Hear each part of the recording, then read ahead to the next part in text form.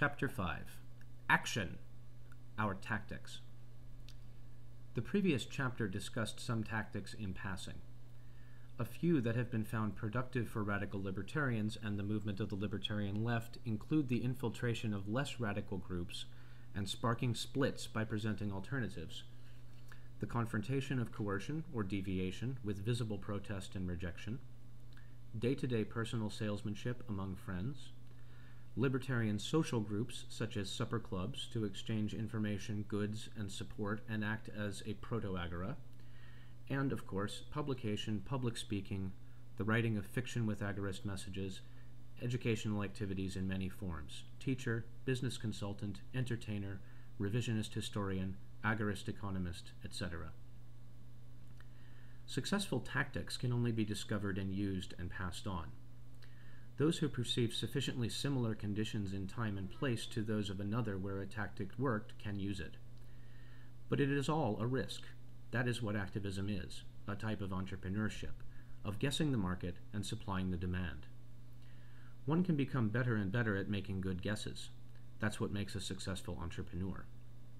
It's all in human action by von Mises, if you can apply it. To find out what has been tried and worked or failed, communication is necessary. If you have reached this page of the book and agreed, and have a desire to support resistance or a burning need to resist coercion, you are ready for the movement of the libertarian left or new libertarian alliance in existence, depending on the phase we are currently in. Free yourself. Get active. What phase are we in? In October 1980, as of the first edition, most of planet Earth is in Phase 0. The British Isles, Australia, and Canada have moved substantially toward Phase 1. North America is in Phase 1. Only in the highest concentration of libertarians today, in Southern California, are there the first signs of Phase 2. Assuming the situation is not reversed, the first few droplets of actual agorist societies, anarcho-villages, are nucleating a viable sub-society. The movement of the libertarian left exists only in California with a few scattered nuclei, agents, and cells in alliance. The New Libertarian Alliance previously proclaimed was found premature, and the New Libertarian Alliance remains in embryo, or nucleus, until objective conditions arrive to sustain it. The movement of the libertarian left has its work cut out for it. Externally, the worldwide collapse of the left has weakened restraints on the competitive segments of the state who are rushing towards war to remystify their restive victims with patriotism. Seizing the abandoned leadership of the anti-imperialist, anti-war, and anti-conscription movement with a fresh, invigorating ideological backing has become an opportunity for libertarians to become the left. The movement of the libertarian left has to compete with partyarch and monocentrist elements for this preeminence. The lurching of American plutocracy from the brink of runaway inflation to depression and back again in ever wilder swings has panicked large numbers of complacent businessmen and raised their consciousness beyond conservative assurances of restoring stability to considering radical and even revolutionary alternatives. Only the libertarian left can win these entrepreneurs toward an ideological, non-pragmatic position, and therein lie our opportunities. Internally, the quote-unquote Libertarian Party has reached a crisis with the 1980 American presidential election. The premature unmasking of the statism inherent in partyarchy by Crane Clark's blatant opportunism has managed to generate not only left opposition but right and center opposition too. Major defections mount daily. The failure of some reformist elements to oust the coctopus by the Denver Convention of August 1981 and lull the unradicalized back into line would set the USLP, United States Libertarian Party, back dramatically, and generate thousands of disillusioned recruits for the movement of the libertarian left and anti-party educational and counter-economic activities. With this manifesto as a manual and inspiration, new libertarian strategists and tacticians can research, develop, correct, and enact the new libertarian strategy and the tactics appropriate to the conditions met. Much work is needed, but the projects have consequences no mundane work can provide.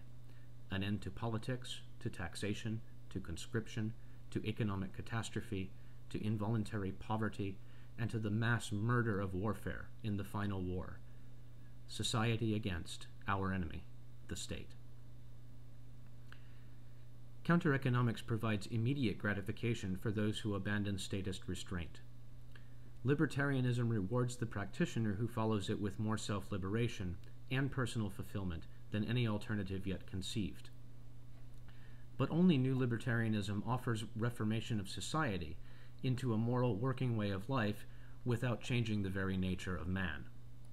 Utopias may be discarded. At last we have a glimpse of how to remold society to fit man rather than man to fit some society. What more rewarding challenge could be offered?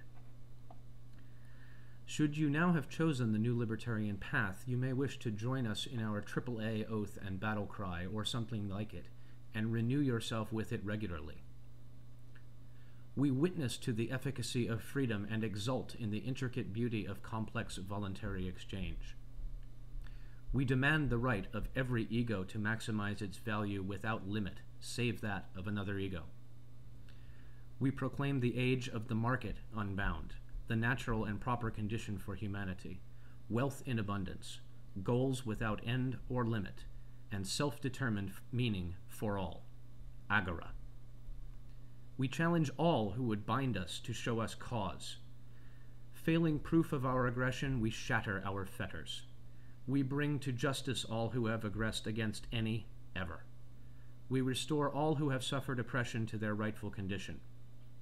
And we destroy forever the monster of the ages, the pseudo-legitimized monopoly of coercion, from our minds and from our society, the protector of aggressors and thwarter of justice. That is, we smash the state. Anarchy. We exert our wills to our personal limits, restrained only by consistent morality.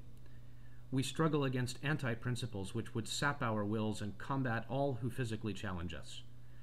We rest not, nor waste resources until the state is smashed and humanity has reached its agorist home. Burning with unflagging desire for justice now and liberty forever, we win. Action. Agora. Anarchy. Action. By Samuel Edward Konkin III, October 12, 1980, at the Anarcho Village in Long Beach, California.